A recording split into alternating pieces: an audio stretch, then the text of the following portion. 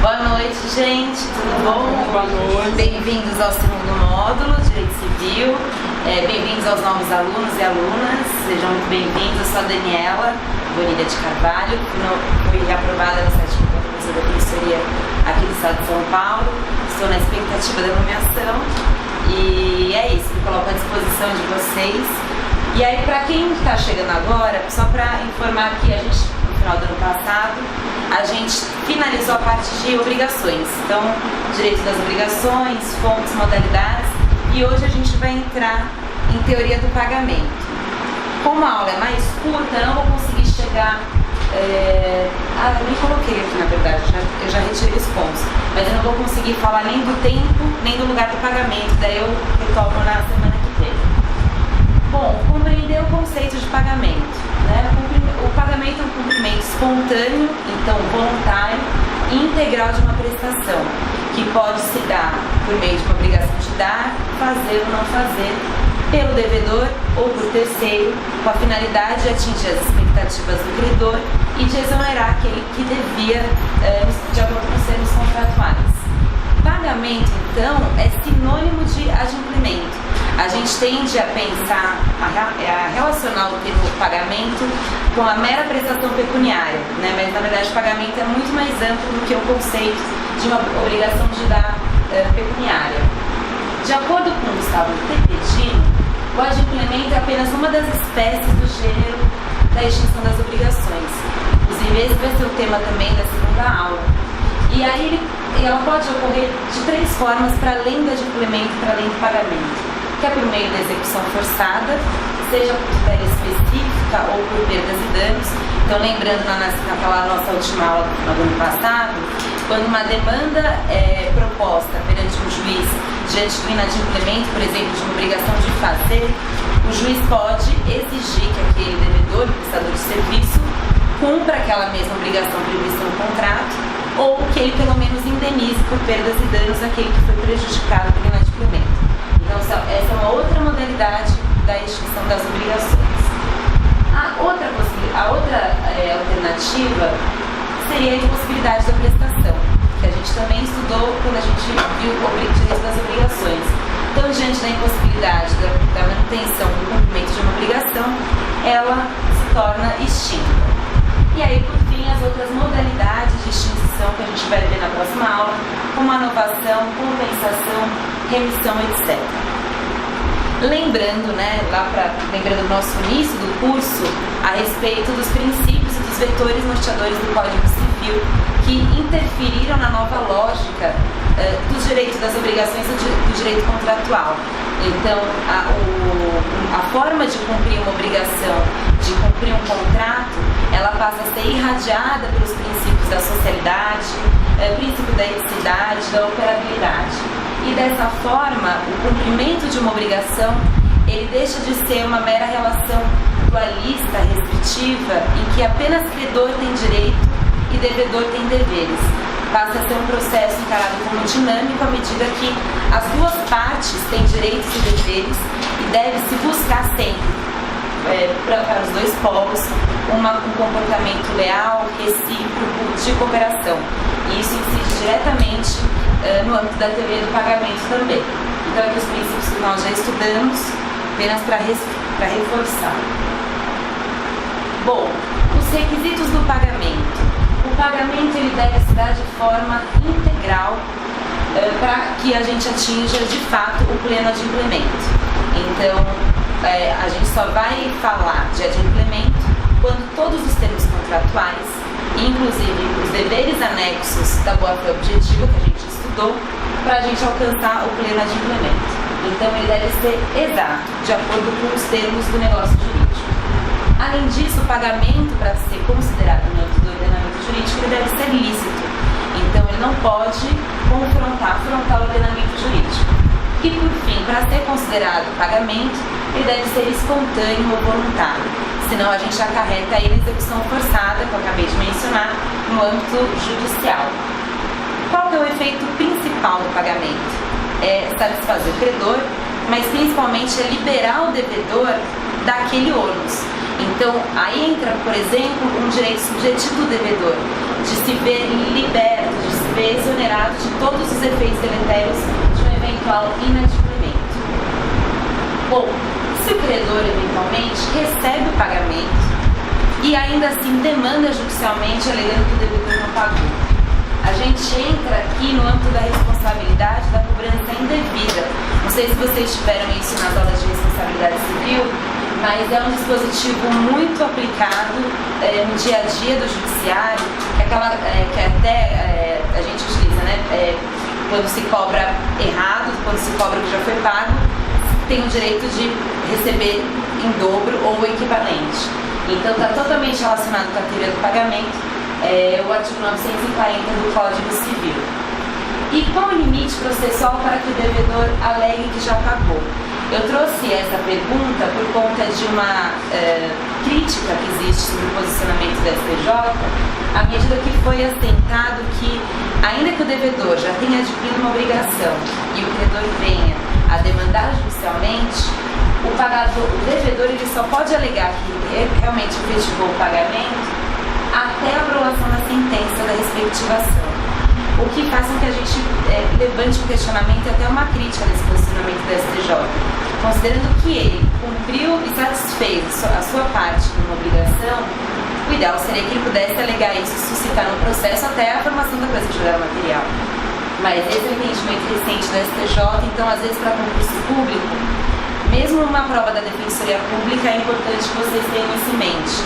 Se a pergunta for a respeito do posicionamento consolidado do STJ. Então esse deve ser o entendimento assinalado na alternativa.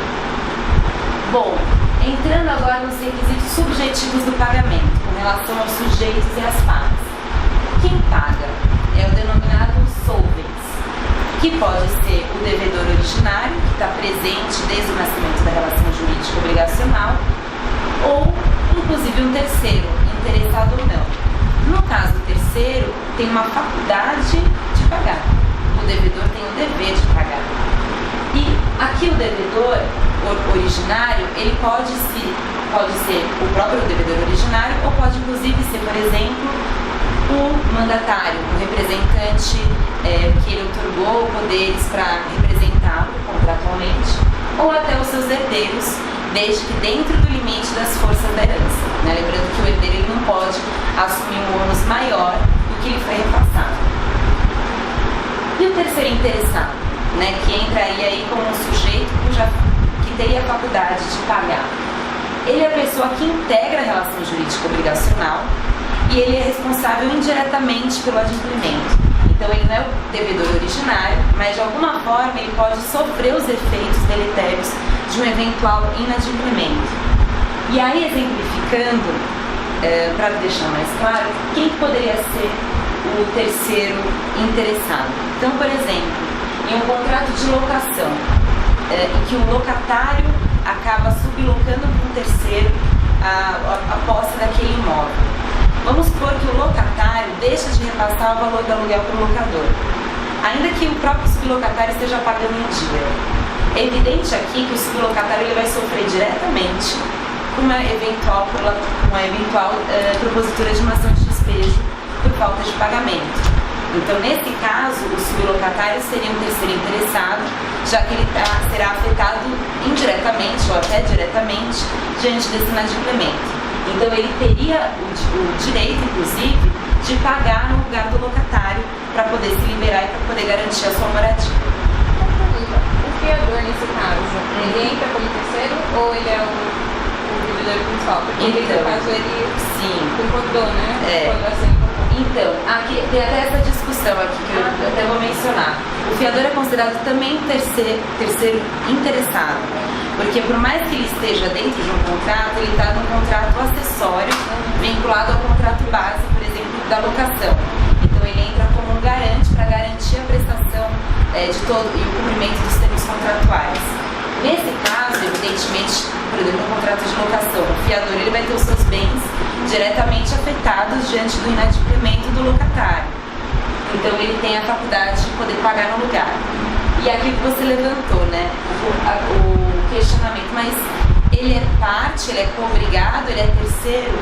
Aqui para Jorge César Ferreira da Silva, não há que se falar no fiador, por exemplo, ou mesmo devedorário ou co-devedor em obrigação indivisível, considerado como terceiro. Para ele seria também devedor.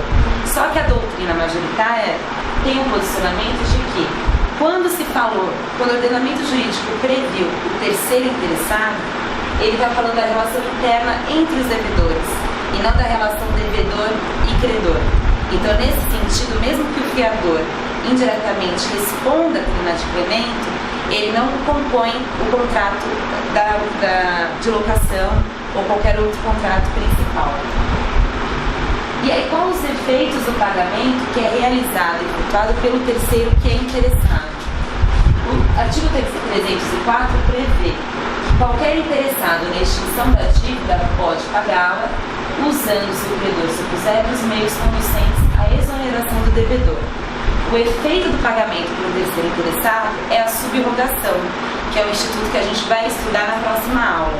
Então, ele não só passa a titularizar o direito de crédito do terceiro interessado que pagou, como todos os direitos e garantias e privilégios decorrentes daquela relação jurídica. Mas e sobre a recusa do credor? O credor fala, não, mas eu não tenho nenhuma relação com você, minha relação é com o devedor e eu não quero pagar. O ordenamento garante que esse terceiro que pagou ou que tentou pagar e diante de uma recusa do credor possa se utilizar de todos os meios que o ordenamento prevê, inclusive demandar judicialmente, como a consignação em pagamento, para poder livrar o devedor e ele mesmo, o seu próprio patrimônio, de qualquer obrigação. Então, o pagamento dele gera subrogação e gera também todos esses direitos e meios para garantir a realização do pagamento. Bom, o devedor pode elidir a tentativa de pagamento pelo terceiro interessado? Ele pode em duas hipóteses. Quando a obrigação for personalíssima, né? Então, lembrando aquela obrigação em que há uma verdadeira pessoalidade por conta de critérios e requisitos da modalidade da obrigação, em que apenas aquele devedor pode cumpri-la. Então, diante de uma obrigação personalíssima, o terceiro pode ser afastado do direito de pagar. Ou ainda quando houver uma convenção entre credor e devedor, expressamente de forma anterior, em que afaste a possibilidade de um terceiro realizar o pagamento. Então, diante dessas duas hipóteses, o terceiro interessado pode ser afastado dessa faculdade. E quais as consequências se o terceiro interessado pagar em tais situações? Né? Então, diante dessas duas situações, ainda assim o terceiro resolve pagar, nesse caso ele não terá direito subjetivo ao pagamento. Então, ele não vai poder se subrogar no lugar do credor e exigir do devedor o crédito que foi despendido. E quais são os limites da atuação do terceiro interessado? Apesar do ordenamento jurídico ter previsto o seu direito à faculdade dele pagar, para garantir que ele não seja afetado, ele não pode, por exemplo, questionar judicialmente as cláusulas contratuais do contrato principal. Então, retomando o contrato de locação, por exemplo, o fiador não pode chegar juridicamente e alegar a abusividade de um termo contratual cujo dever recai ao locatário. Ele apenas pode discutir a legalidade das cláusulas relativas ao contrato acessório, ao contrato que prevê o fiador como garante. Então, até aqui é um julgado do STJ que fala expressamente a respeito dessa limitação, no caso ao fiador de tumulto bancário, mas fala exatamente dessa situação, quais são os limites do terceiro interessado no âmbito do direito contratual. Então, acho legal vocês lerem depois a emenda e depois a Ana Marisa no voto. Ficou claro até agora, gente? Uma outra figura que é considerada solvens também, sujeito ativo do pagamento, é o terceiro não interessado. Então, diferentemente daquele que tem interesse, esse não está inserido na relação jurídica obrigacional e ele sequer pode sofrer os efeitos deletérios de um eventual inadimplemento. Então, ele acaba pagando, apesar de não ter nenhum interesse econômico, jurídico direto, mas ele paga, por exemplo, por se sensibilizar com o devedor. Então, é um pai, por exemplo, um amigo, que paga a dívida de uma outra pessoa pelas condições financeiras que ele está passando. E E aqui o artigo 305 prevê que o terceiro não interessado que paga a dívida em seu próprio nome tem direito a reembolsar-se do que pagar. Mas aqui não há direito à subrogação. Exatamente pela falta de interesse na própria relação jurídica, o ordenamento restringiu seu direito ao mero reembolso.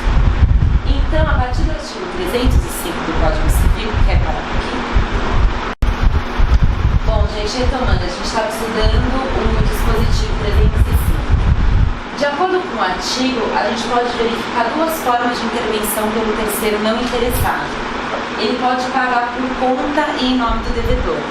E nesse caso, quando ele paga em nome de outra pessoa, isso equivale a uma doação incondicionada. Então, nesse caso, não vai caber direito de reembolso.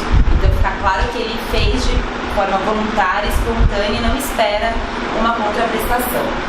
Então, nesse caso, a extinção da dívida, né? Que é, por exemplo, o caso amigo do devedor que acaba pagando uma dívida por ele. O credor não pode recusar o pagamento sob pena de terceiro utilizar os meios conducentes à exoneração do devedor. Então, assim como ocorre com relação ao terceiro interessado, o não interessado que paga em nome do devedor também pode se utilizar dos meios para eventualmente ajuizar uma demanda ou suscitar a mora do próprio credor.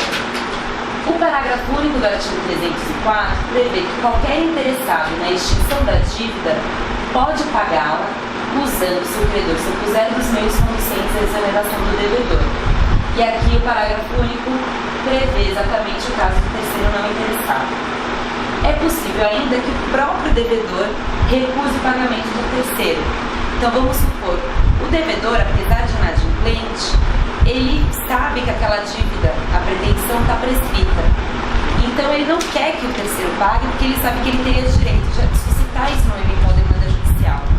Então, nesse caso, o terceiro que pagou, ele não terá mais o direito ao reembolso, por conta da eventual exceção de direito material. E ainda em que pese eventual recusa do devedor, caso o credor aceite o pagamento oferecido, ele não se encontrará em mora em frente ao devedor. Então, nesse caso, o credor que recebe, mesmo com a recusa do devedor, no caso, ele deixa de estar em mora frente ao devedor, já que a dívida teria sido, a obrigação teria sido satisfeita. A outra modalidade com relação ao terceiro não interessado seria o pagamento em seu próprio nome. Então, nesse caso, o terceiro paga, mas ele paga no próprio nome para garantir o direito de reembolso. Então, o ordenamento regula de forma distinta, a depender do destinatário, de quem, dependendo do nome que foi efetivamente dado no momento do pagamento. Não terá direito à subrogação, apenas direito ao reembolso. E o terceiro não interessado, como que ele vai poder pleitear eventualmente o ressarcimento? Por meio do ajuizamento da ação em reverso, que é uma ação indenizatória que se dá no âmbito do processo de conhecimento. Então ele precisa demonstrar no âmbito dessa ação o direito ao ressarcimento, ao direito de reembolso, tendo em vista que ele despendeu o seu próprio bolso. E aí só depois de formado o título judicial é que vai poder eventualmente executar essa cobrança. Então, o artigo 884 fala inclusive a respeito da ação indenizatória para não correr o risco do devedor enriquecer ilicitamente, já que o terceiro não interessado, que nada tinha a ver com a relação jurídica, acabou pagando em seu lugar. E aqui é uma ementa que fala exatamente do terceiro não interessado que paga em seu próprio nome, e aí nesse caso aquele que teve a responsabilidade deve reembolsar, né? O artigo 305 prevê que o terceiro não interessado que paga a dívida em seu próprio nome tem o direito a reembolsar-se do que pagar, mas não se subroga nos direitos do credor. Se pagar antes de vencida a dívida, só terá direito ao reembolso no vencimento. Esse parágrafo único. Ainda que o terceiro não interessado tenha efetuado o pagamento antes do vencimento previsto nos termos contratuais, ele só vai poder cobrar do devedor após o vencimento. Do contrário, você poderia prejudicar ainda mais o devedor, que já estava numa situação vulnerável, e não haveria benefício algum de um terceiro pagar por ele. Então ele só pode cobrar após o vencimento.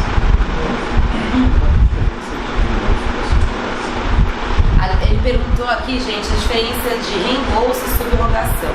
O direito ao reembolso só garante, ele tem um limite referente à quantia despendida pelo terceiro. Então a única coisa que ele só tem acesso àquela cobrança. Na subrogação, você acaba titularizando o crédito. E isso você tem direito, eventualmente, às garantias. Então, se existe um garante, um fiador ou uma caução, você poderá acessar essa garantia que garante a cobrança. Se você tem privilégios, tudo que está previsto naquele contrato, você acaba assumindo. Por isso o termo subrogação, você assume de fato o polo no contrato. O direito ao reembolso é meramente solicitar o que foi pago, o que foi despendido. E daí você tem menos garantias de atingir e acessar o patrimônio daquele que foi beneficiado do pagamento. Essa é a diferença. Imagina. Bom, no entanto, existem duas situações em que o pagamento feito em nome próprio pelo terceiro gera subrogação, ou seja, gera mais direito do que o mero reembolso. São essas duas hipóteses. Em caso de subrogação convencional, então, quando o próprio credor originário expressamente transfere as garantias e os privilégios ao terceiro que efetuou o pagamento, ou ainda em caso de alienação fiduciária em garantia. Isso foi extraído do próprio Código Civil e o artigo 1368 do Código Civil traz essa hipótese excepcional. O terceiro, interessado ou não, que pagar a dívida, se subrogará de pleno direito no crédito e na propriedade fiduciária. Então essa é uma exceção que a própria lei trouxe, evidentemente que é um dispositivo que visa proteger e privilegiar as instituições financeiras, que de modo geral, quando você realiza uma alienação fiduciária em garantia, você realiza com uma instituição financeira. Então fica claro aqui a proteção que se deu. Então, trazendo um exemplo para deixar mais claro, um sujeito adquire um automóvel, para isso o adquirir alienação fiduciária. A instituição financeira, enquanto não paga integralmente as parcelas relativas à compra do automóvel, a titularidade passa para a instituição financeira. Diante de um eventual inadimplemento por parte do devedor, então ele deixou em aberto algumas parcelas. Ele resolve então contrair um empréstimo com outro banco, para conseguir pagar integralmente a dívida que estava em aberto. Essa segunda instituição financeira é um terceiro não interessado, porque se trata de uma outra relação jurídica. Só que a lei previu que ela teria direito a se subrogar no lugar da instituição financeira anterior que realizou a alienação. Isso sem justificativa, sem fundamento, meramente expressão da lei. Então isso pode vir eventualmente no concurso público. Se vocês tiverem, inclusive, abertura para poder escrever, é suscetível, inclusive, de críticas. Um fiador de um contrato de locação está muito mais vulnerável do que uma instituição financeira que tem todo um respaldo econômico, político. Bom, caso o credor recuse o pagamento pelo terceiro não interessado a ser efetuado em nome próprio, não é lícito, nesse caso, que ele se utilize dos meios conducentes em face do credor. Então, diferentemente do terceiro interessado, do terceiro não interessado que paga em nome do devedor, este que paga em nome próprio não tem relação jurídica alguma. Ele não é interessado, ele não pagou em nome do devedor, então ele não terá direito de acessar os meios para garantir o adimplemento da obrigação. O artigo 306 do Código prevê que o pagamento feito por terceiro, com desconhecimento ou oposição do devedor, não obriga a reembolsar aquele que pagou se o devedor tinha meios para emitir a ação. Esse artigo pode ser aplicado tanto para o caso do terceiro interessado como não interessado.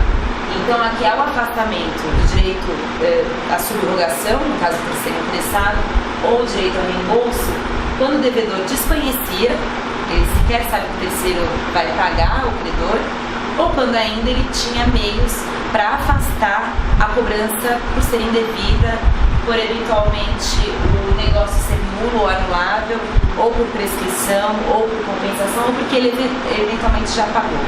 Então, nesse caso, o próprio devedor tem o direito de afastar o pagamento. Se o devedor tiver meios de excepcionar parcialmente a dívida, isso eu já mencionei. Agora, se o devedor não tinha como elidir o pagamento, ainda que surpreendido pela atitude do terceiro, ele terá o dever de reembolsar. Então vamos supor que o terceiro acha que ele tem diversos argumentos para afastar o seu dever de pagamento.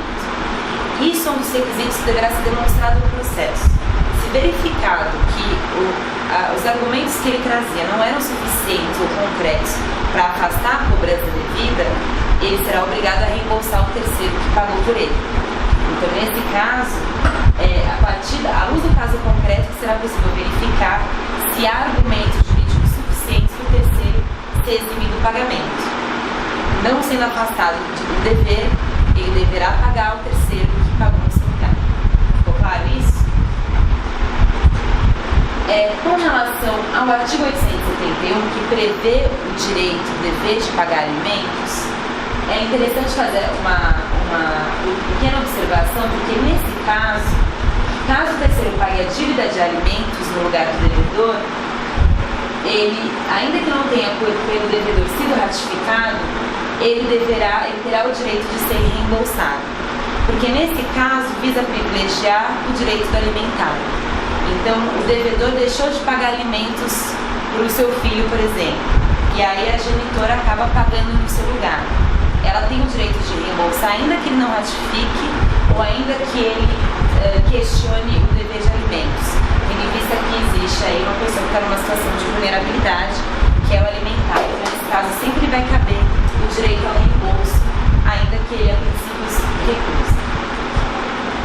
Aqui é uma emenda no caso de um terceiro interessado, e aqui é interessante vocês verem o voto. Esse voto é do Tribunal de Justiça do Estado de São Paulo, que ele traz de forma didática quais são os requisitos que podem fundamentar o afastamento por parte do devedor do pagamento pelo terceiro. Então é interessante vocês lerem o número da qual está aqui. Bom, o artigo 307 prevê que só terá eficácia o pagamento que importar transmissão da propriedade quando feito por quem possa alienar o objeto em que ele consistiu.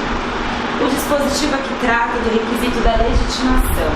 Então, a pessoa, seja o devedor ou seja terceiro, quando ele visa adquirir uma obrigação por meio da transmissão de determinado bem, ele deve ser o titular daquele bem, sob pena daquele pagamento ser ineficaz. E aí o parágrafo único prevê: se se der em pagamento coisa fungível, não se poderá mais reclamar do credor que, de boa fé, a recebeu e consumiu, ainda que o solvente não tivesse o direito de aliená-lo. Então, ainda que o bem transmitido não fosse de titularidade daquele que o fez, devedor ou terceiro, se o credor recebeu de boa fé, achando que ele tinha a legitimação, e ele acabou consumindo, nesse caso, a obrigação está extinta, já que ele agiu de boa fé. Sempre lembrando, quando a gente fala de boa-fé no âmbito das obrigações de pagamento, a gente sempre deve analisar o caso concreto, verificar se o devedor ou se o credor avaliou todas as circunstâncias daquele caso, avaliou se ele atuou de forma diligente para que então a boa-fé seja de fato concretizada e reconhecida. Então aqui fica claro que o dispositivo não afasta a validade do pagamento, ele afasta apenas a eficácia, ou seja, o que vai ficar condicionado aí é a exoneração do devedor. Então o pagamento vai ser válido, mas o devedor só vai ficar livre da exoneração à medida que ele se tornar eficaz.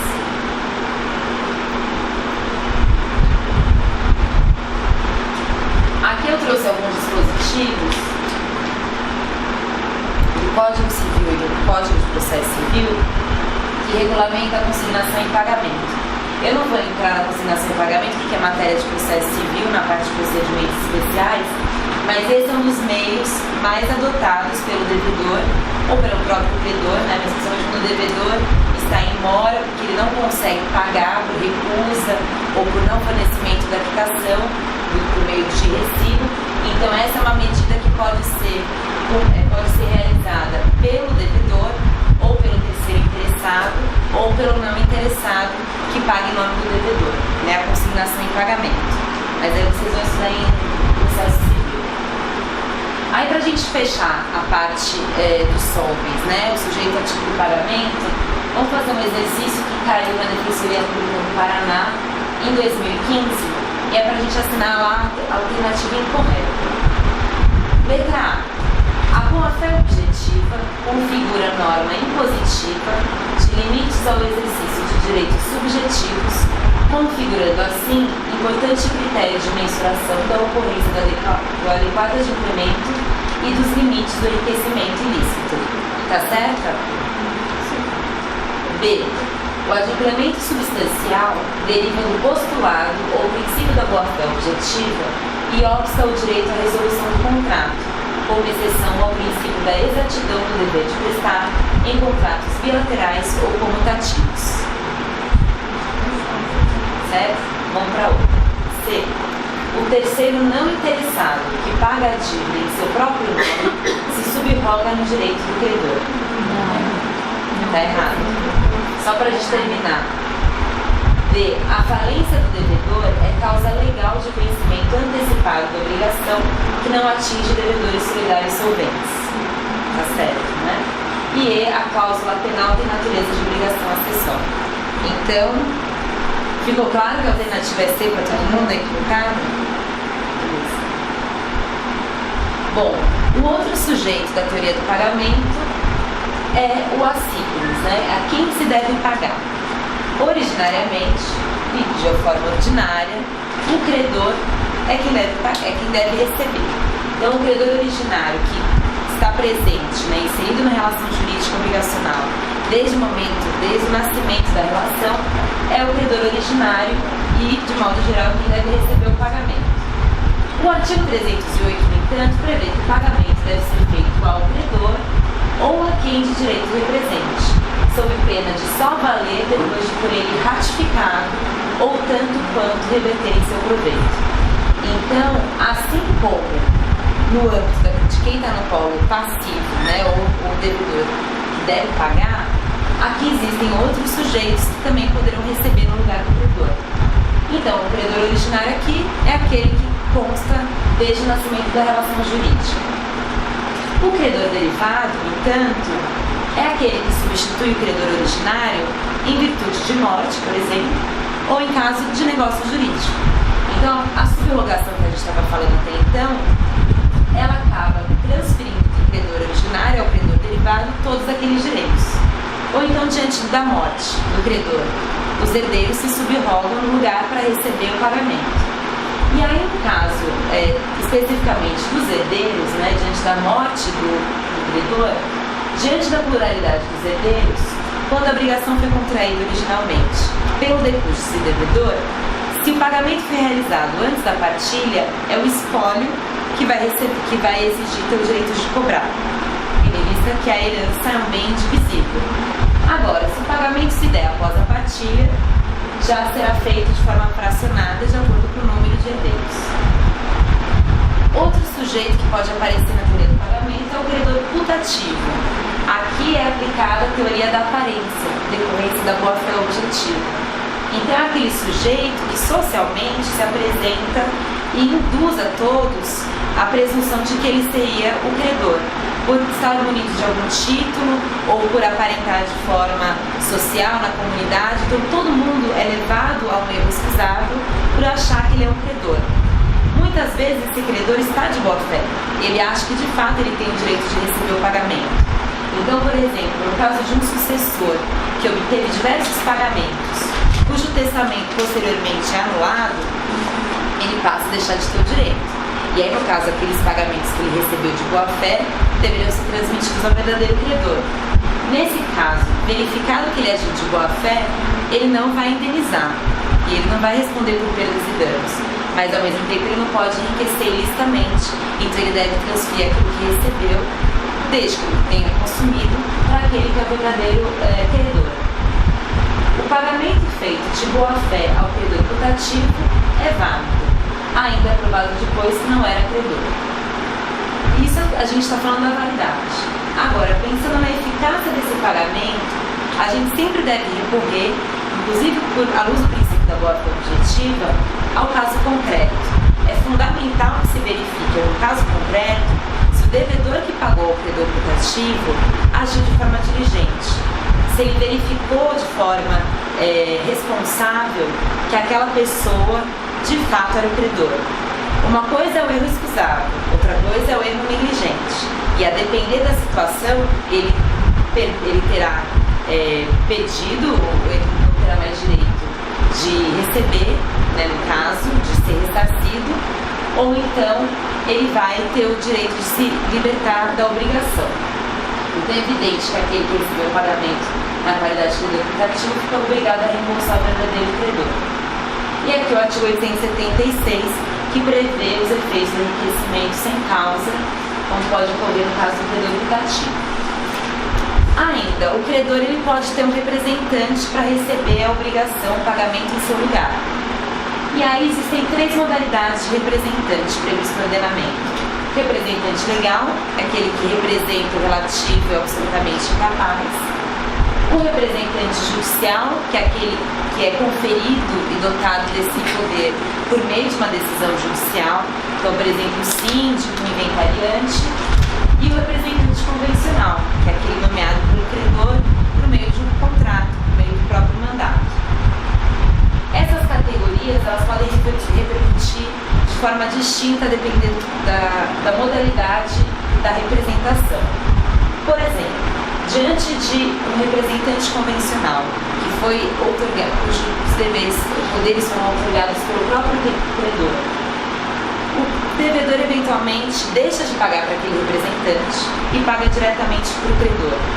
Nesse caso, o seu representante convencional, o devedor ficará imediatamente livre da obrigação, porque ele poderia pagar tanto para o credor como para o representante convencional.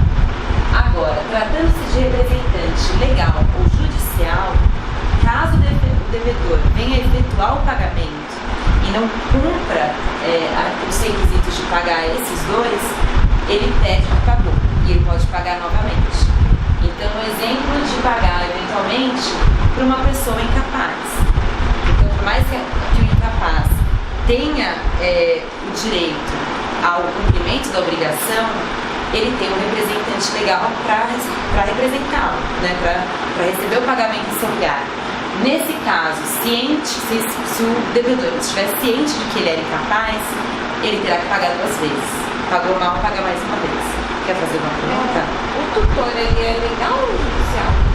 O tutor, ele é... Quem acaba designando, que às vezes é o juiz. Por mais que você tenha uma pessoa que foi nomeada, foi mencionada por alguém da família, quem vai fazer o reconhecimento jurídico vai ser por meio de decisão judicial. E o chamado mandatário tácito, que é aquele munido de quitação outorgada pelo credor. O mandatário tácito ele não é representante legal e ele não é o credor originário nem derivado.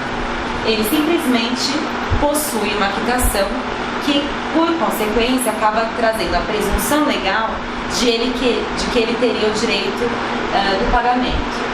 Então, aqui o artigo 311 prevê que considera-se autorizado a receber o pagamento o portador da quitação, salvo se as circunstâncias contrariarem a presunção da resultante. Então, aqui a presunção legal, ela tem a ressalva no final, de que se as circunstâncias contrariam o próprio termo, a própria quitação, o devedor ele deve ser diligente e averiguar antes de pagar.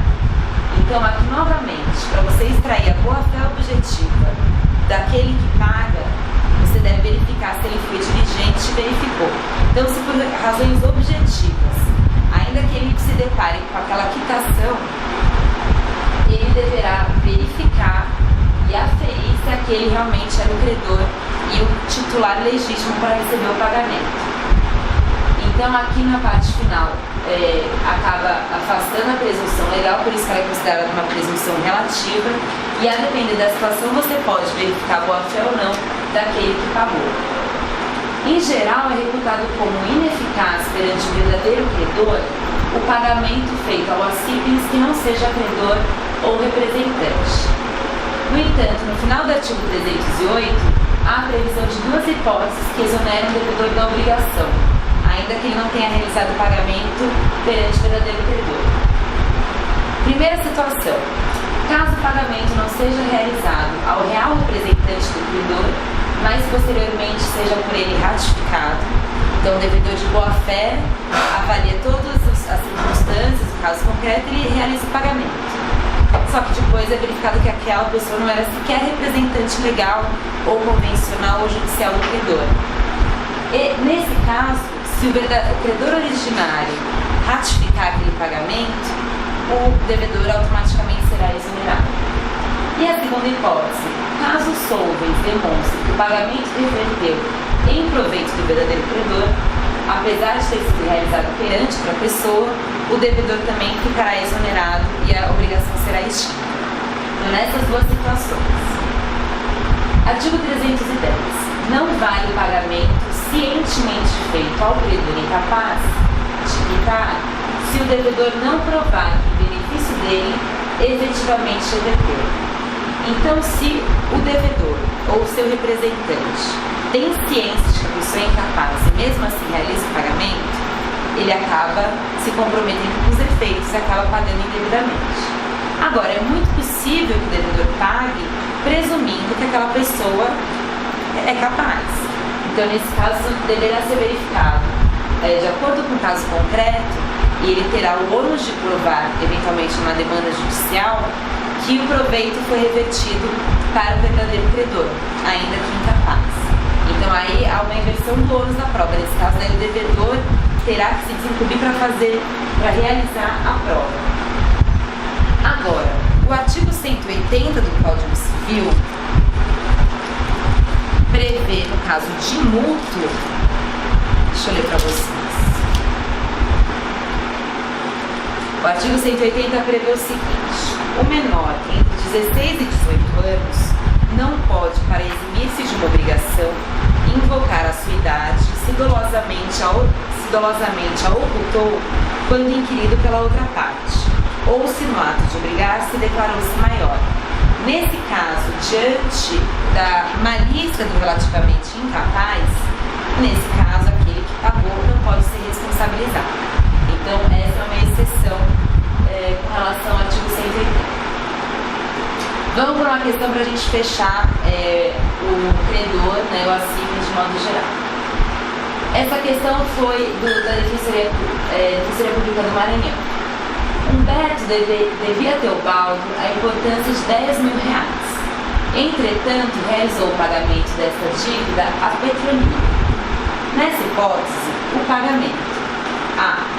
somente terá eficácia liberatória caso o devedor comprove que o pagamento foi feito de boa-fé em favor de credor equitativo, como decorrência da boa-fé objetiva e da teoria da aparência, sendo irrelevante no caso relatado verificar se houve a anuência ou a reversão do valor em favor do credor original. Falsa. B.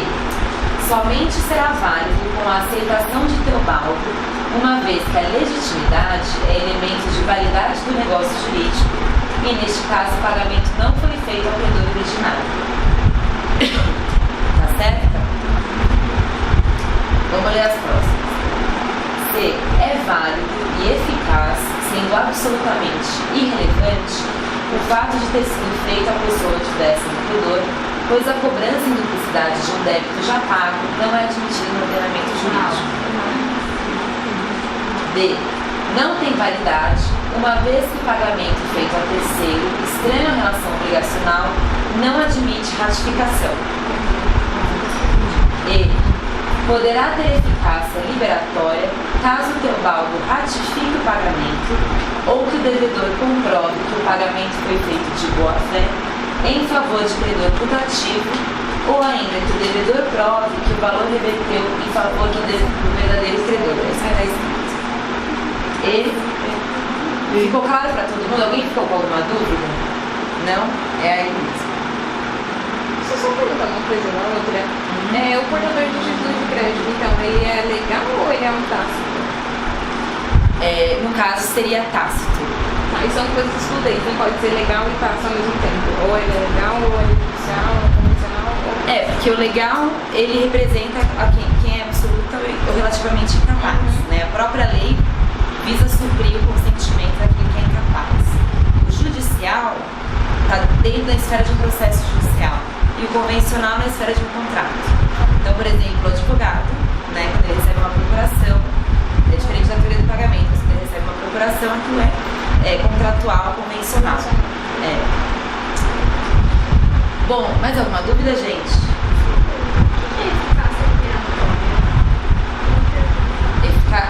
Eficácia liberatória do devedor? É o efeito, eficácia liberatória é o efeito, é a consequência do adimplemento. Então, da mesma forma que o credor tem o direito, o devedor tem o direito de se liberar, de se exonerar do pagamento, né, de se desincumbir, de não ter mais o ônus do pagamento. Porque as consequências do não pagamento são a mora, correção, juros, etc. Então, esse é o efeito liberatório. Bom, requisitos objetivos do pagamento. O objeto do pagamento, ou seja, o que se deve pagar. O artigo 313 prevê que o credor não é obrigado a receber prestação diversa da que é devida, ainda que mais valiosa. Da mesma forma, o devedor não é obrigado a pagar menos do que foi previsto no contrato. Então, esse dispositivo consagra o princípio da identidade, decorrência da boa-fé objetiva, à medida que o contrato é celebrado por duas partes que estão anuindo aqueles termos e estão de acordo. Então, qualquer mudança no objeto devido deve ser acordado entre as duas partes. É interessante a gente fazer uma ressalva, e a gente sempre deve interpretar esse dispositivo à luz da boa-fé objetiva. Porque ainda que seja consagrado o princípio da identidade do objeto do serviço do âmbito contratual, existem algumas situações em que a inflexibilidade ou a impossibilidade de mudança daquele objeto pode acarretar uma onerosidade excessiva. Um exemplo disso, por exemplo, é no caso do instituto que a gente estudou do adimplemento substancial. Então, considerando uma relação jurídica de trato sucessivo, em que o devedor pagou a maior parte das prestações, há um limite aí do credor cobrar judicialmente, né, que a gente estudou. Ele não pode exigir a rescisão do contrato. Ele tem o direito de pleitear a indenização, mas à luz do princípio da boa-fé objetiva, deve haver o reconhecimento de que aquele que pagou a maior parte das prestações tem o direito que haja a conservação daquele contrato. Um outro exemplo é no caso da onerosidade excessiva. Então, diante de uma relação de trato sucessivo em que há uma maior vulnerabilidade, um maior prejuízo de uma das partes, é possível que o magistrado reveja os termos contratuais. Então, por mais que haja a consagração do princípio da identidade, a gente sempre deve interpretá-los da boa-fé objetiva. Claro. Aí, nesse caso, você está falando que o credor pagou a maior parte das parcelas. No caso da alienação judicial, que você mencionou lá atrás, no caso de pegar um empréstimo para fazer o pagamento também. Na verdade, esse é o exemplo que mais aparece na jurisprudência. Né? Por exemplo, eram 36 parcelas para você quitar integralmente o pagamento do veículo, e aí você paga 30 parcelas. Ou seja, só faltam 6, só tem 6 parcelas em aberto. Não faz sentido que a instituição financeira exija a busca e apreensão do veículo. Ela até pode cobrar a dívida com juros, etc. Mas o devedor que pagou a maior parte tem o direito a conservar o negócio para poder ficar com o automóvel. É o melhor exemplo mesmo. Bom, aí a gente lembra das obrigações alternativas que a gente estudou, né? Quando a gente estudou as modalidades das obrigações. E aí, nesse caso, é evidente que esse dispositivo acaba sendo relativizado, porque na obrigação facultativa, já desde a origem do contrato, há a possibilidade do devedor cumprir subsidiariamente por meio de uma outra prestação, desde que acordado pelas partes. A gente não pode alegar que a obrigação facultativa viola o dispositivo, mas que ela é uma exceção. O artigo 314 prevê que, ainda que a obrigação tenha por objeto prestação divisível, não pode o credor ser obrigado a receber, nem o devedor a pagar por parte, se assim não se ajustou. Evidente, né? O artigo 315 prevê que as dívidas em dinheiro deverão ser pagas no vencimento, em moeda corrente e pelo valor nominal, salvo disposto nos artigos subsequentes. Aqui o princípio consagrado é o do nominalismo, né? Uma forma de você assegurar às partes que aquele valor que está previsto no contrato que deve ser obedecido. Só que a gente tem que pensar que a gente tem aí o fator que é o percurso do tempo, muitas vezes. A depender do tempo em que aquela prestação foi prevista, há uma presunção praticamente absoluta no ordenamento de que está embutida aí a correção monetária, tendo em vista que não se trata de um fator para majorar ou para prejudicar uma das partes, mas para corrigir em decorrência do fator inflacionário. E aqui na emenda que eu trouxe, há exatamente a explicação do que significa a correção monetária nos contratos de trato sucessivo, que aí acho que vale a pena você estudar, é uma emenda do STJ, o número vocês podem depois ler no voto. Bom, o artigo 316 traz um dispositivo que, principalmente para quem estuda para o concurso da Defensoria Pública, deve ser lido com ressalva e crítica e um pouco de cuidado. Ele prevê que é lícito convencional o aumento progressivo de prestações sucessivas, né? Então, diante de um contrato de trato sucessivo, duradouro, haveria a possibilidade das partes chegarem ao que é chamado de cláusula da escala móvel. Gustavo Tepedino conceitou essa cláusula como a que faz oscilar a prestação do devedor segundo os índices do custo de vida, os preços de determinadas mercadorias ou a variação dos salários. Um exemplo, prático, assim, um contrato agropecuário, por exemplo, de fornecimento de mercadoria. É possível trazer essa cláusula a depender, por exemplo, do clima, diante de uma seca, como que isso vai afetar eventualmente uma safra de café. Então, é comum que essa cláusula esteja presente nesse tipo de prestação ou de obrigação de dar, tendo em vista o clima atento, a própria mudança climática da região. Agora, esse dispositivo deve ser visto e interpretado com cuidado, sempre buscando, sempre irradiando os vetores do princípio da socialidade, pela função social do contrato, da solidariedade, tendo em vista que isso, dependendo do que for previsto no contrato, com essa maleabilidade, pela projeção das parcelas, isso pode acabar prejudicando aquele que é mais vulnerável, aquele que vai acabar prestando a obrigação. Então, ele sempre deve ser interpretado e ser aferido junto aos princípios constitucionais, aos vetores do próprio Código Civil, né? O artigo 318 prevê que são nulas as convenções de pagamento em ouro ou em moeda estrangeira, bem como para compensar a diferença entre o valor desta e da moeda nacional, excetuados os casos previstos na legislação especial. Então, existem algumas leis, como a 10.192 de 2001, que dispõem sobre medidas complementares do Plano Real, que prevêem que em alguns contratos seja possível estipular uma moeda estrangeira. Por exemplo, nos contratos de exportação, importação, câmbio e leasing com recursos captados no exterior.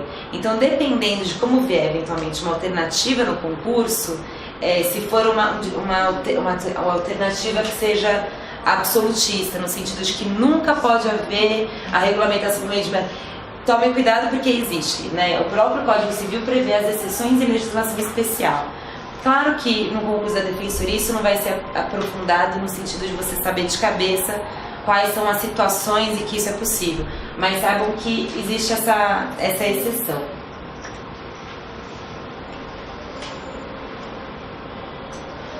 Bom, o artigo 317 traz o que é chamado de teoria da onerosidade excessiva. Está previsto principalmente nos contratos de trato sucessivo e dispõe que, quando por motivos imprevisíveis sobrevier desproporção manifesta entre o valor da prestação devida e o do momento de sua execução, poderá o juiz corrigi-lo a pedido da parte, de modo que assegure quanto possível o valor real da prestação.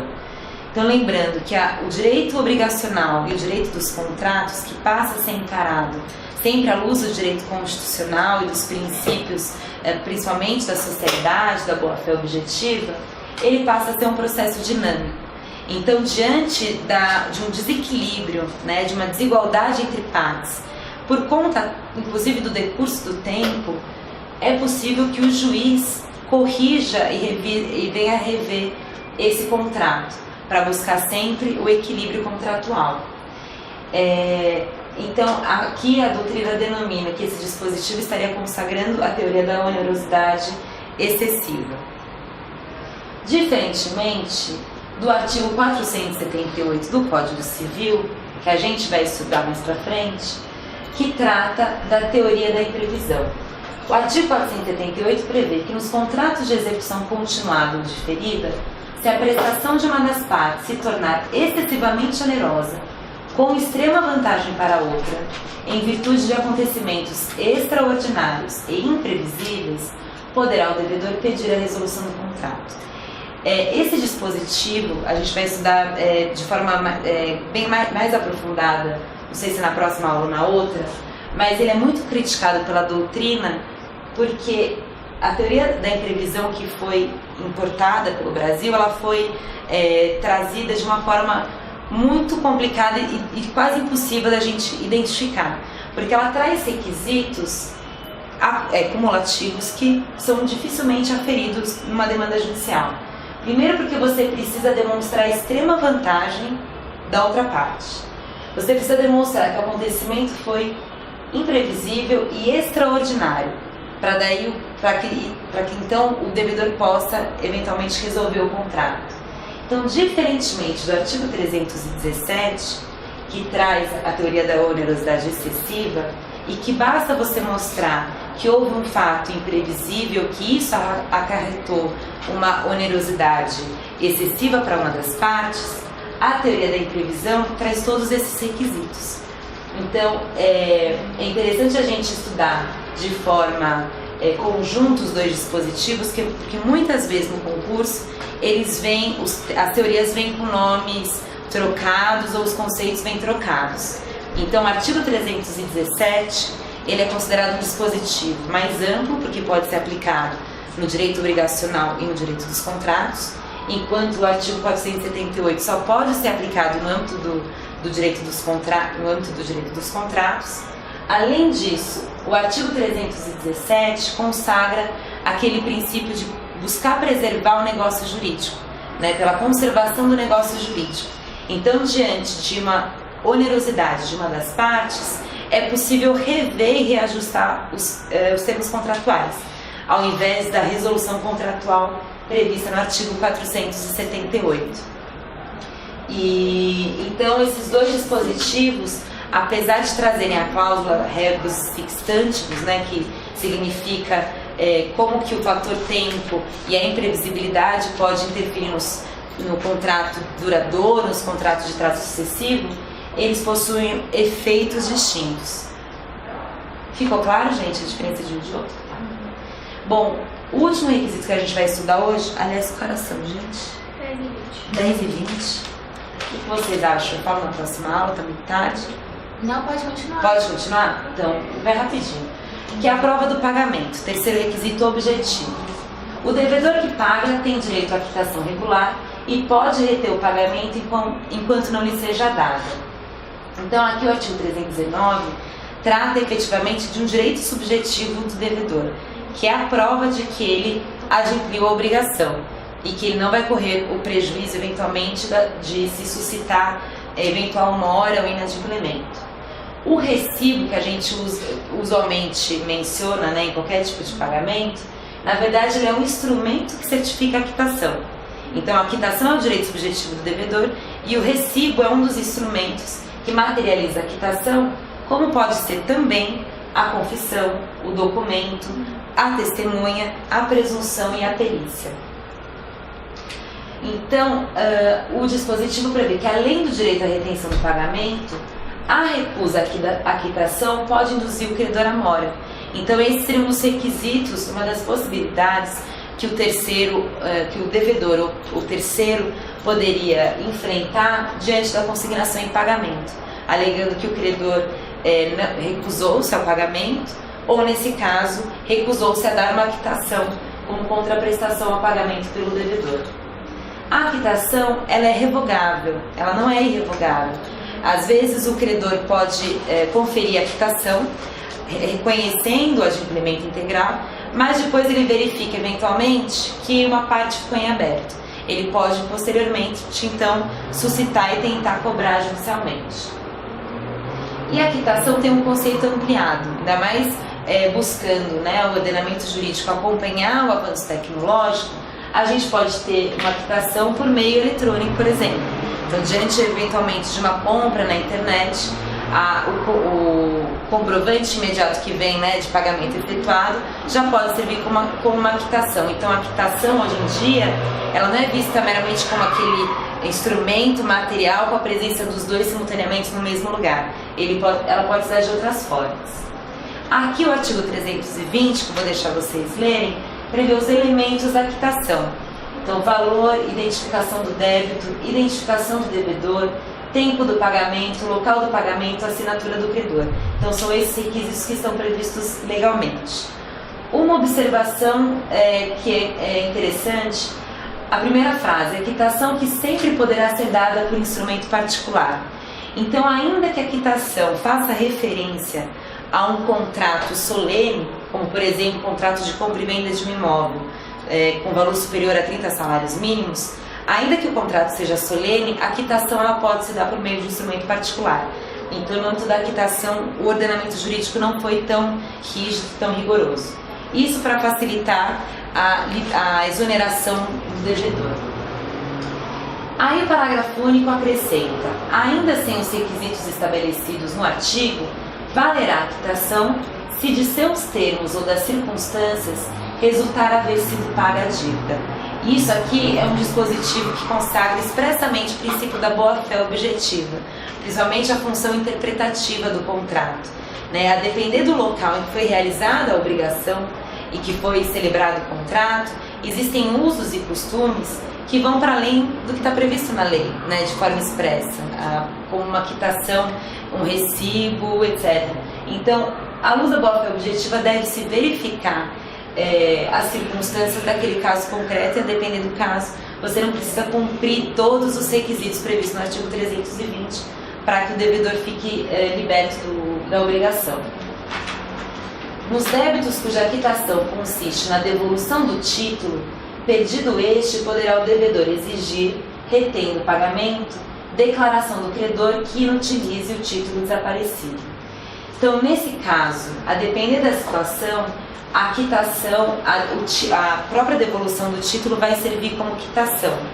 Então, deve-se aferir aqui a idoneidade daquele que porta a quitação, e aí presume-se sempre a boa-fé objetiva, mas que a depender da situação deverá ser comprovada. E aí, no caso, dependendo da situação, caso o credor deixe de declarar que houve efetivamente o pagamento, o devedor, se recuse a devolver o título, o devedor poderá exigir uma declaração, para não correr o risco futuramente de ser cobrado judicialmente ou ser imputado a mora por parte do devedor. Eu vou deixar essa parte para vocês lerem, porque são dispositivos expressos, de fácil compreensão, são todos eles de presunção legal do pagamento, os artigos 322 a 324 e 25. Então, sempre lembrando que a presunção é legal, a presunção nesses casos é relativa e deve sempre buscar, à luz do caso concreto, a boa-fé objetiva das partes. Aí, se nessa parte vocês tiverem dúvida, vocês me falam. Acho que só faltava mais um slide. Então, acho que é tranquilo de vocês lerem em casa. Daí, semana que vem, a gente volta para dar continuidade. Tá bom?